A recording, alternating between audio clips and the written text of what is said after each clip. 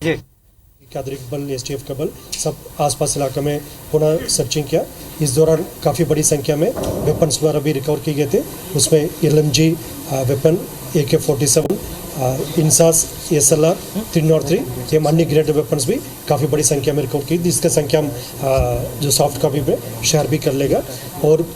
इस मुठभेड़ में जो बरामद की गई डेड बॉडीज़ का शिनाख्ती की कार्रवाई प्रारंभ की गए थे। अब तक कुल कितना का शिनाख्ती हुआ? 16 का 9 3 12 14 का होगा। कुल 14 माओवादी कैडर का शिनाख्ती हुआ। इसमें जो कंफर्मेशन जो अभी तक हमारा पास फिलहाल है, उसमें DKZC मेंबर नीति उर्मिला है। उसके अलावा जो DPCM सुरेश सालामे है, और कंपनी नंबर 6 और प्लेटून नंबर 16 का जो PPCM कैडर का सोनू, अर्जुन, सोहन, बुधराम, अनिल, जनीला, जमली, इस प्रकार फूलो, इस प्रकार कई माओवादी कैडर का शिनाख्ती हुआ, जिसका भी हम डिटेल उनके ऊपर क्या क्या रैंक और इनाम कितना है उसका भी डिटेल थोड़ी देर में सॉफ्ट कॉपी में हम शेयर कर लेगा। और आप सब लोग को विदित है, मतलब वर्ष 2024 में सुरक्षा बल द्वारा लगातार माओवादी विरुद्ध अभियान संचालित की गई, जिसका परिणाम काफ़ी सकारात्मक रहा। आज दिनांक तक कुल 188 माओवादियों कैडर का डेड बॉडी अलग अलग मुठभेड़ के पश्चात रिकवर किए गए थे। उसमें उत्तर बस्तर से लेकर अबुझमाड़, दक्षिण बस्तर, पूर्वी बस्तर, पश्चिम बस्तर, इस प्रकार समस्त इलाका में माओवादियों के खिलाफ प्रभावी रूप से कार्रवाई करने के परिणाम स्वरूप टोटल 188 से अधिक माओवादियों का डेड बॉडी इस अवधि में रिकवर किए गए थे। उसमें ये जानकारी भी मैं बताना चाहूँगा, यदि जिला वाइज यदि हम ब्रेकअप देखेगा, सर्वाधिक जिला बीजापुर में टोटल 51 माओवादियों के डेड बॉडी रिकवर की गई थी इस अवधि में, और उसके पश्चात जिला दंतेवाड़ा में 49 और जिला नारायण 44 और जिला कांकर में 35 और अन्य जिला में सब मिलाकर टोटल 188 माओवादी कैडर का डेड बॉडी रिकवर किए गए थे। इसमें खासतौर पर वर्ष 2024 में जो बाहर प्रांत के रहने वाला जो माओवादी कैडर है, उसका टोटल 10 माओवादी कैडर के डेड बॉडी अलग अलग मुठभेड़ के पश्चात रिकवर किए गए थे, जिसमें DKZC जोगन्ना, DKZC रंदेर, DKZC रूपेश, जो अलग अलग प्रांत के तेलंगाना, आंध्र प्रदेश, महाराष्ट्र, उड़ीसा, इन प्रांतों का रहने वाला माओवादी कैडर, उसमें ACM लक्ष्मी, शंकर राव DVCM, इस प्रकार कुल 10 माओवादी कैडर का डेड बॉडी बरामद किए गए थे। आमतौर पर पूर्व में देखने मिलते थे, कभी भी मुठभेड़ होते हैं बाहर के माओवादी कैडर द्वारा जो स्थानीय माओवादी कैडर के ह्यूमन शील्ड ग्रुप में इस्तेमाल करके उन्हें सामने छोड़कर पीछे से वो लोग भाग जाते हैं। लेकिन इस साल जितना भी अभियान संचालित किए गए थे, सुरक्षा बल का टैक्टिक्स बेहतरीन रहा। सुरक्षात्मक करने से हम बहुत ज़्यादा स्ट्रैटेजी के बारे में डिस्कस नहीं करेंगे, लेकिन इसमें हम लोग बेहतरीन अभियान के कारण से जो आपस कोऑर्डिनेशन और इंटर डिस्ट्रिक्ट फोर्स और मल्टीपल फोर्सेस का भी आपस में तालमेल बेहतर होने के कारण से माओवादियों का अपना डेरा छोड़कर भागने का बहुत ज़्यादा अवसर नहीं मिल पा रहा। इसलिए एक एक मुठभेड़ में 30 से अधिक डेड बॉडी, फिर इसके पूर्व में अप्रैल महीने में कांकर में भी टोटल 29 डेड बॉडीज रिकवर की गई थी। इस प्रकार जो ऑपरेशन आउटकम काफ़ी अच्छा, सकारात्मक और पॉजिटिव रहा। और छत्तीसगढ़ की जो एंटी नक्सल ऑपरेशन के इतिहास में ये सर्वाधिक एक दिन का हुआ मुठभेड़ में, एक स्थान में हुआ मुठभेड़ में सर्वाधिक डेड बॉडीज़ कल की मुठभेड़ में टोटल 31 डेड बॉडीज रिकवर की गए थे। इस अभियान के दौरान पुलिस मुख्यालय से DGP साहब, ADG साहब और सभी वरिष्ठ अधिकारी साथ साथ शासन की ओर से माननीय मुख्यमंत्री महोदय, माननीय उप मुख्यमंत्री महोदय एवं भारत सरकार से भी तमाम वरिष्ठ पदाधिकारी द्वारा इस अभियान का फल की जानकारी प्राप्त की जा रही थी। स्वयं कल माननीय मुख्यमंत्री महोदय दंतेवाड़ा एवं बीजापुर जिला का भ्रमण में थे। इस दौरान लगातार रिएक्शन में उन्होंने गतिविधि के बारे में अपडेट लगातार उन्होंने प्राप्त किया और गाइडेंस भी दिया थे। और इस अभियान में सभी एजेंसीज़ का काफ़ी अच्छा भूमिका रहा, जो DRG Dantewada, DRG Narayanpur STF team, साथ में अभी सहायता में हमारा CRPF के बल भी थे, और सभी इंटेलिजेंस एजेंसीज़ का भी काफ़ी इसमें सकारात्मक सटीक इंफॉर्मेशन थे। और सुरक्षा बल का जो टैक्टिक्स के माध्यम से हम इस अभियान में इस प्रकार का जो परिणाम सामने ले आ पाए थे। इस मुठभेड़ के दौरान हमारा एक DRG जवान मामूली रूप से घायल हुए थे, उन्हें कल ही इवैक्यूएट कर इलाज के लिए हॉस्पिटल में एडमिट किए गए थे। उनकी स्थिति अभी काफ़ी बेहतर है, सामान्य और खतरा से बाहर है। और कोई जान स्पष्ट है 2026 तक केंद्रीय गृह मंत्री जी का सपना है कि नक्सलवाद खत्म होगा। तो क्या 2026 तक माना जाए कि जिस प्रकार से नक्सली के सफाया हो रहा है और वो खात्मा करेंगे तब? जिस तरीके से वर्ष 2024 में हमको परिणाम लगातार सकारात्मक रूप से प्राप्त हो रहा है, उसमें एक एक मुठभेड़ में काफ़ी बड़ी संख्या में माओवादियों का डेड बॉडी रिकवर की जा रही थी। इस सब जैसा आंकड़ा इसकी ओर अंकित करते हैं, हम सही दिशा में मजबूती से आगे बढ़ रहे हैं और निश्चित रूप से जो आने वाला 1.5-2 साल में जैसा शासन की मंशानुरूप क्षेत्र की जनता का भी इच्छा है नक्सल गतिविधि से उनको मुक्ति मिले, उसी इच्छा के अनुरूप भी हम काम करते आ रहे, तो उसी से निश्चित रूप से हमको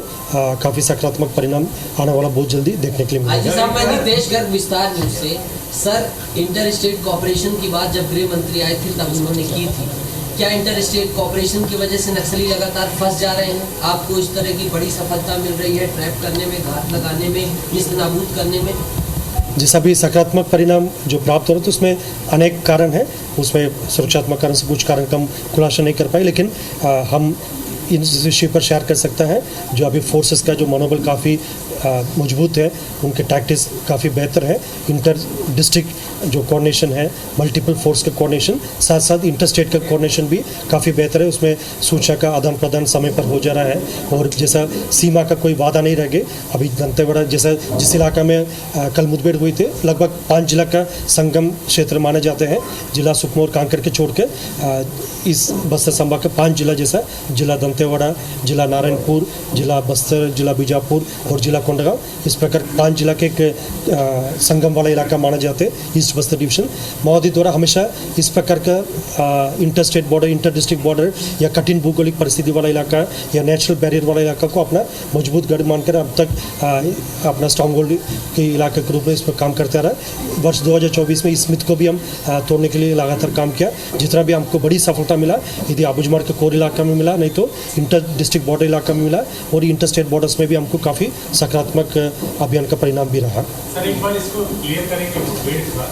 एग्जैक्टली जिला का कौन सा क्षेत्र पड़ता है जो मारे गए माओवादी हैं, उसमें डीके से कितने हैं, जो एरिया कमेटी या बाकी की जो डीवीसीएम है वो कितने एग्जैक्टली, और टोटल इनाम कितना है सर? अभी तक जो 14 एक एजेंसी है सर जो आइडेंटिफाइड है सर, उसमें 1.3 करोड़ है, 1.3। एक एजेंसी है सर, 2 डीवीसी है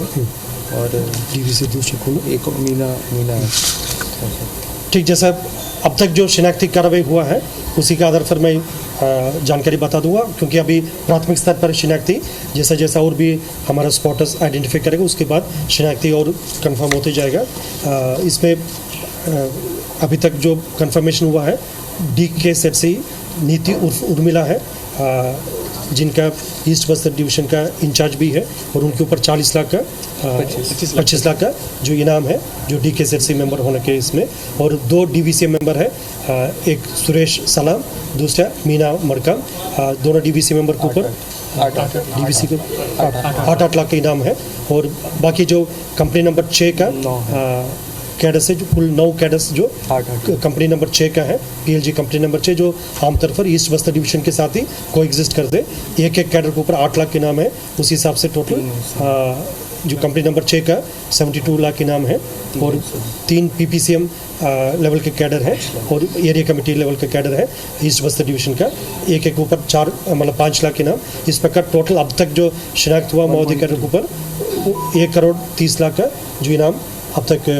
आइडेंटिफाई हुआ। अभी भी शेष जो माओवादी कैडर का शिनाख्ती बाकी, जैसे शिनाख्ती के पश्चात उनके प्रोफाइल के आधार पर उनके ऊपर कितना कितना इनाम वो भी स्पष्ट हो जाएगा। 14 लोगों का शिनाख्ती है टोटल अभी 15 उसको मिला के 15 लोग का शिनाख्ती। उसमें एक बार मैं पूरा प्रोफाइल के हिसाब से रिपीट कर लूँगा, एक DKZC मेंबर, 2 DVC मेंबर और कंपनी नंबर 6 का 9 और ACM 3, इस प्रकार का टोटल अभी 15 माओवादी कैडर का शिनाख्ती हुआ। सर, एग्जैक्ट वहाँ पर हुआ कैसा सर, थोड़ा सा एक बार और अपडेट करें, ये मुठभेड़ कैसे इंक्लूड पे हुई और डिस्ट्रिक्ट प्लेस किसका पड़ेगा? जैसा ये जिला दंतेवाड़ा या नारायणपुर का सीमावर्ती इलाका है, जिला नारायणपुर का उर्चा थाना पड़ते और जिला दंतेवाड़ा का बारसूर इलाका,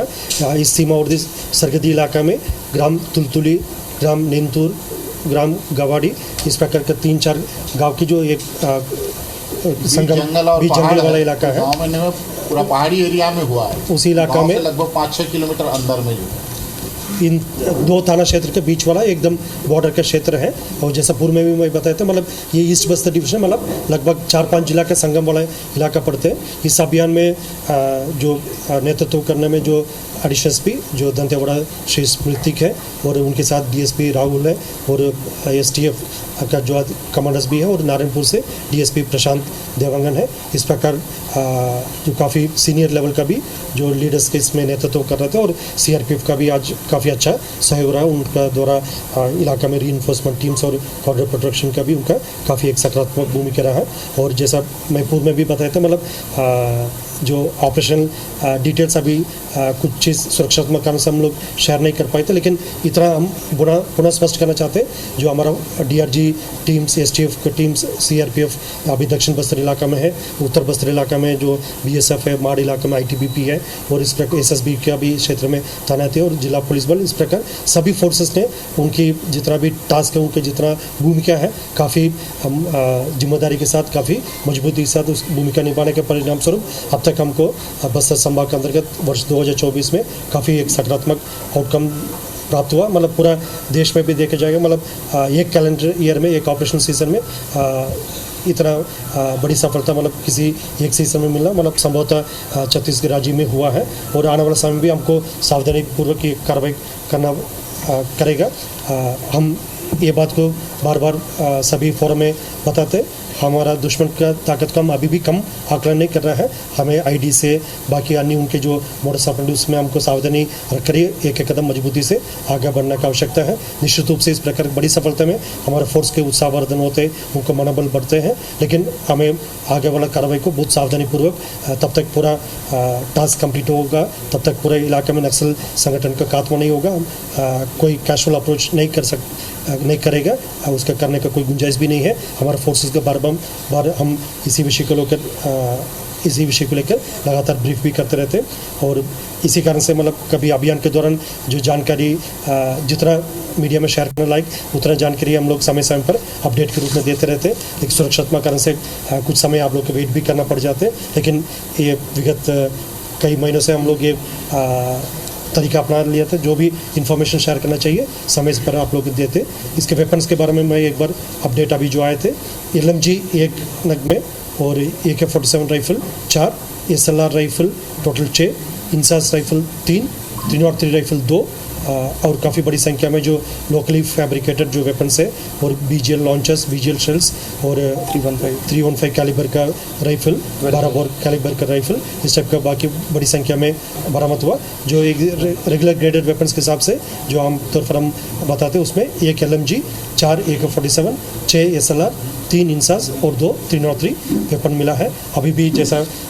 जो रिकवरी टीम्स भी वापस मुख्यालय आना बाकी है, जैसे जैसा रिकवरी टीम्स जो आ जाएगा उसके बाद फिर और सामग्री क्या कुछ मिला है और उनके महोदय के डेली यूज आइटम से लेकर अन्य क्या कुछ सामग्री मिला, उसके बारे में हम और स्पष्ट जानकारी उपलब्ध करा पाएंगे।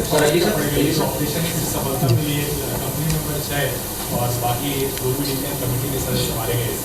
इससे कितना एरिया आपका मुक्त हो रहा है या उससे असर पड़ना है, किन चीज़ों पे जैसे सड़कें हो या बाकी चीज़ें? हाँ, जैसे 2024 में जो हमें